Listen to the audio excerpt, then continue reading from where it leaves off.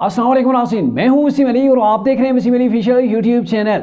नाज़रीन, इंतखाबी मार्का तो सर कर लिया गया, लेकिन अब यह है कि गवर्नमेंट कौन बनाएगा, इसके हवाले से बड़े बड़े दावे आ गए हैं। तरीके इंसाफ ने तो एक काफ़ी लंबा चौड़ा किस्म का दावा कर दिया है और जो पीपल्स पार्टी है उसके हवाले से बड़ा क्वेश्चन मार्क जो वो सामने आ गया। क्या पीपल्स पार्टी जो है वो अपोजिशन के अंदर बैठने जा रही है और कौन कौन से हलके हैं जिनके अंदर इंतखाबात को चैलेंज कर दिया है। मियां नवाज शरीफ की क्या क्या मुश्किलात हैं, क्या कुछ अपडेट्स हैं, सारी आपके साथ डिस्कस करते हैं। लेकिन होगी आपसे गुजारिश कि अगर आपने अभी तक हमारे चैनल को सब्सक्राइब नहीं किया तो काइंडली अभी हमारे चैनल को सब्सक्राइब कर लें, बेल आइकन को प्रेस करना मत भूलिएगा। नाज़रीन, उस तरफ आते हैं कि किस सूबे के अंदर किसी गवर्नमेंट बनने जा रही है, किसके पास कितनी सीटें, और अगर तरीके इंसाफ गवर्नमेंट बनाने के लिए कोशिश करती है तो उसको क्या जो वो चाहिए होगा। और पीपल्स पार्टी अगर अपोजिशन के अंदर चली जाती है तो मुस्लिम नून की मुश्किलात के अंदर कैसे इजाफा हो जाएगा, मुस्लिम नून के पास क्या ऑप्शंस बाकी रह जाएंगे, इसकी तफसील आपको देंगे। लेकिन पहले आपको ये बताते हैं कि किन हलकों के अंदर इंतखाबात को चैलेंज कर दिया, किन बड़े हलकों की मैं बात कर रहा हूँ। तो सबसे पहले आपको बता दें, मरीम नवाज साहिबा का हलका है लाहौर के अंदर। इनने 119 जहाँ से मरीम नवाज साहिबा कामयाब हुई हैं और वहाँ पर आज़ाद उम्मीदवार जो थे शहजाद फारूक, उन्होंने इस रिजल्ट को चैलेंज कर दिया है और अदालत को से रुजू किया है। लाहौर हाई कोर्ट के अंदर ये गए हैं और वहाँ पे ये इस्तदा किया कि आरओ को ये हुक्म दिया जाए कि वो फॉर्म 47 जो है उसको दोबारा से मुरतब करे।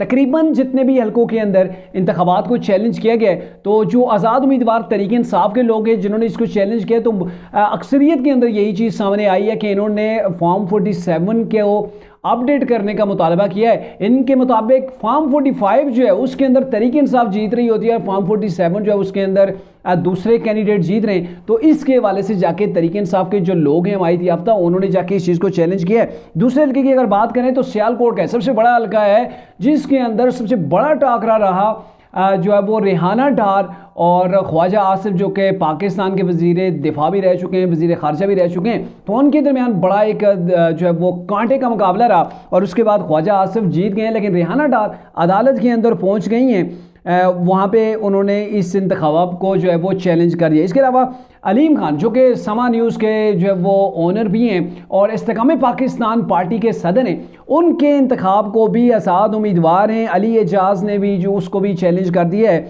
और इनने 1 to 7 जिसको मीडिया ने सबसे ज़्यादा कवरेज दी, जहाँ पे ये नज़र आ रहा था कि बिलावल भुट्टो और जो है तारड़ साहब का जो है वो आपस में मुकाबला है, लेकिन अताउल्लाह तारड़ ने कामयाबी हासिल की और बिलावल भुट्टो की कोई पोजीशन ही नहीं बनी, नहीं कि तीसरी या चौथी पोजीशन के ऊपर बरजमान थे।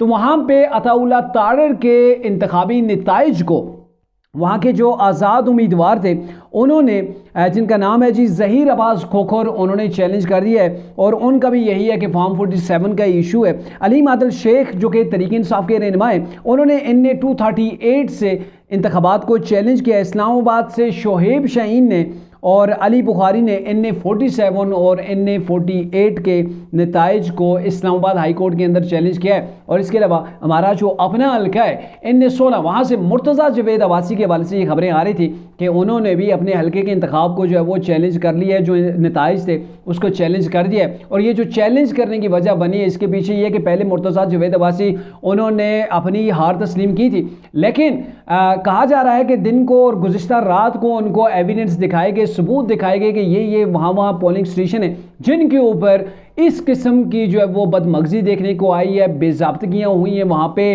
जो है वो धांधली की गई है। तो इसलिए मुर्तज़ा जवेद अब्बासी ने अपनी पोस्ट के अंदर ये कहा था कि मैं इस इलेक्शन को अपने हल्के के अंदर जो हुआ है उसको मुस्तरद करता हूँ। और उसके बाद ये पेश रफ्त हुई है कि बताया जा रहा है कि उन्होंने भी इसके हवाले से दरख्वास्त जो है वो कोर्ट के अंदर दे दी है कि ये जो इलेक्शन है ये धांधली ज़्यादा है। तो ये मैंने कुछ आपको हल्के बताएं। इसके अलावा कराची के इनने 238 के अंदर भी जो MQM के सरबराह हैं खालिद मकबूल सिद्दीकी, उनके इंतखाबी नताइज को भी आज़ाद उम्मीदवार ने जो है वो चैलेंज किया हुआ है। तो ये बहुत से हल्के हैं जिनके अंदर ये जो है वो चैलेंज किया गया है।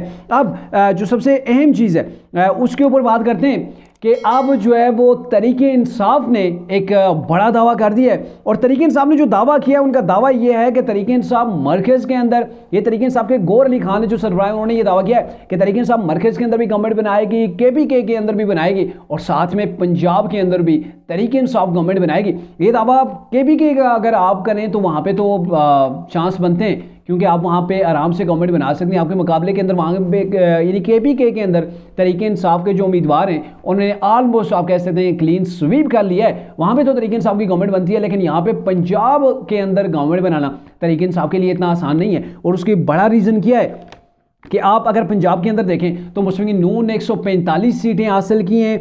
PTI के जो आज़ाद उम्मीदवार हैं उन्होंने 94 सीटें जो वो हासिल की, यानी कि तरीके इंसाफ के जो हमायत याफ्ता उम्मीदवार थे जिनका ताल्लुक तरीके इंसाफ के साथ है, उन्होंने कितनी 94 सीटें जो वो हासिल की हैं। मुस्लिम लीग नून ने वहाँ पे 145 जो वो सीटें हासिल कर ली हैं। आज़ाद उम्मीदवार जो हैं यानी कि जो किसी पार्टी से इनका ताल्लुक नहीं है 35 उनकी तादाद है, और पीपल्स पार्टी ने 10 सीटें हासिल की हैं। तो यहाँ से ये तो आपका तुक्का जो है वो मेरे ख्याल में ज़ाहिल ही जा रहा है कि आप पंजाब के अंदर किसी तौर पर भी अगर गवर्नमेंट जो है वो बनाने के मूड के अंदर हमें नज़र नहीं आ रहे। अब आते हैं जी वफाकी गवर्नमेंट के अंदर। तो वफाकी गवर्नमेंट के हवाले से अगर बात की जाए तो सबसे ज़्यादा जो अपसेट किया है वो MQM ने किया है। MQM ने कराची के अंदर जिस कदर जो है वो और सिंध के अंदर पोजीशन हासिल की है, 17 नेशनल असम्बली की MQM ने तारीख के अंदर कभी सीटें नहीं ली थी। उन्होंने 17 नेशनल असम्बली की और 28 के करीब उन्होंने सिंध असम्बली की सीटें ली हैं। यानी कि जो ये 2024 के इलेक्शन का दंगल था, अगर किसी ने इसके अंदर फाइट करके एक बड़ा मुकाम हासिल किया तो वो मेरे ख्याल में MQM है। और दीगर पार्टियां जो है वो अपने जो है वो जो साबका उनकी रवायत उसी को कंट्रोल करने की कोशिश के अंदर रही हैं।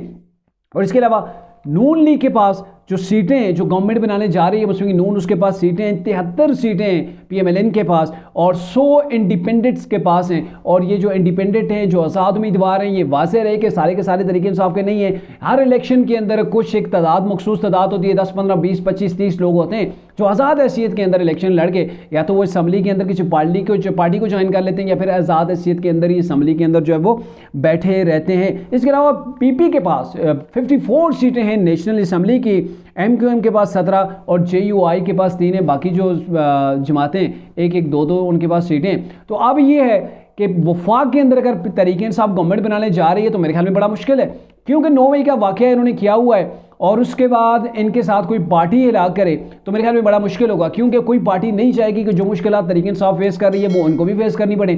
तो जो कुछ इन्होंने किया है सिस्टम कभी भी तरीके इंसाफ को ऐसे कबूल नहीं करेगा और तरीके इंसाफ वफाक के अंदर ऐसे गवर्नमेंट नहीं बना पाएगी। हाँ, मुस्लिम लीग नून, पीपल्स पार्टी, MQM एक तगड़ी किस्म की गवर्नमेंट जो है वो आराम के साथ बना सकते हैं। और इसी वजह से शहबाज शरीफ की मुलाकात आसफ अली जरदारी के साथ हो चुकी है, यानी कि दोनों ने मुलाकात की और मुलाकात के बाद उन्होंने सफ़बंदी कर ली है, यानी कि पहले आज़ाद उम्मीदवारों से डील किया जाएगा, पीपल्स पार्टी अपने तौर पर डील करेगी, मुस्लिम लीग नून अपने तौर पर डील करेगी। और फिर जब एक जो है वो इनके पास ऑप्शन मुकम्मल हो जाएगा कि आपके पास एक सूटेबल तादाद हो जाएगी, आपके पास एक अक्सरियत जो है वो वाज़ेह हो जाएगी, तो फिर आप जो है वो बैठ के डिसाइड करेंगे कि प्राइम मिनिस्टर कौन होगा, CM कौन होगा, बलूचिस्तान का CM कौन होगा। तो ये चीज़ें उसके बाद डिस्कस की जाएंगी। इसके हवाले से फैसला हो चुका है। पहले ये है कि सफ़बंदी हो गई है कि आपने अपनी अपनी जो है वो तौर पर आज़ाद उम्मीदवारों के साथ रब्ता करना है। और ये कहा जा रहा है कि मुस्लिम लीग नून के साथ आज़ाद उम्मीदवार जो है वो 11 के करीब जो है वो उम्मीदवार हैं जो नून लीग के साथ रब्ते के अंदर हैं नेशनल असम्बली के। और इसके अलावा 20 से ज़्यादा तादाद जो बताई जा रही है, 28 के करीब जो है वो तादाद बताई जा रही है कि प्रोविजनल असम्बली के अंदर जो है वो बैठने को तैयार है तेरी जो आज़ाद उम्मीदवार हैं।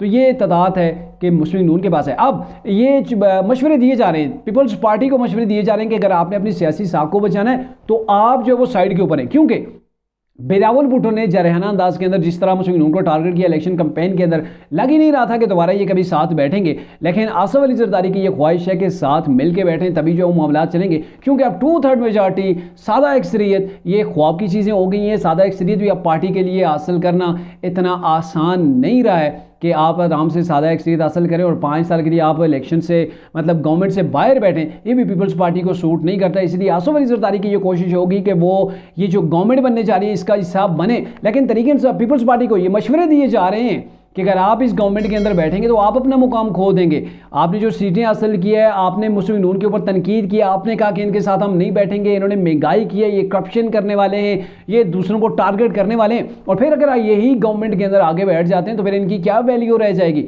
इनकी तो वैल्यू कख नहीं रहेगी। तो इसलिए इन्हें मशवरे दिए जा रहे हैं कि अगर आपने अपनी सियासत बचानी है, अगले 5 साल आपने गवर्नमेंट करनी है, तो आप अपोजिशन के अंदर आगे बैठ जाएं। अब अगर ये अपोजिशन के अंदर बैठ जाते हैं तो मुस्लिम लीग नून के पास क्या ऑप्शन होंगे? मुस्लिम लीग नून के पास अगर 73 सीटें सीटें हैं इनको जो मखसूस नशिस्तें हैं वो भी मिल जाएंगी, और साथ में MQM को मिला लेते हैं जिनके पास 17 सीटें हैं, 2 मौलाना फजल रहमान के साथ हैं, काफ लीग के पास 2-3 सीटें हैं, तो इन सब के साथ मिला के ये थोड़ी सी अक्सरियत जो बन जाएगी। ये नहीं कि बहुत तगड़ी किस्म की गवर्नमेंट बन जाएगी, लेकिन गवर्नमेंट बन सकती है। तो मुश्किलात मुस्लिम नून के लिए यही हैं कि अगर ऐसी गवर्नमेंट बन जाती है जो तगड़ी नहीं होगी, जिसकी मेजॉरिटी जो है वो कोई ख़ास नहीं होगी, थोड़े बहुत अदाद शुमार के ऊपर टिकी होगी, तो हर वक्त ख़तरा होगा, किसी भी वक्त जो है वो गवर्नमेंट गिर सकती है। इसलिए मियाँ साहब ये चाहेंगे पीपल्स पार्टी MQM जो मुस्लिम नून के बाद बड़ी जमातें उनका मुस्लिम नून को साथ हासिल हो, एक PDM टाइप की गवर्नमेंट मिले ताकि उसको लेके आगे जो है वो बढ़ सके। तो ये अब तक का सिनेरियो डेवलप हुआ है, आने वाले 1-2 दिनों के अंदर नज़र आ जाएगा